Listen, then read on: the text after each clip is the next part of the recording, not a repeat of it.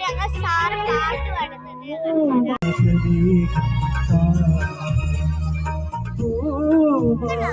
പാട്ട് പാടുന്നു.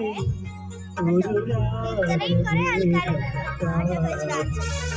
ഞങ്ങളിപ്പോ ഫുഡ് കഴിച്ചപ്പോൾ പാട്ടൊന്നും ഡാൻസ് ഇങ്ങനെ സാരിന്റെ ജഡ്ജിരുന്ന് ഇങ്ങനെ നോക്കുന്നുണ്ട്. അതിന് പുറത്തൊക്കെ തന്നെ ന്യൂസ് വരുന്നുണ്ട്.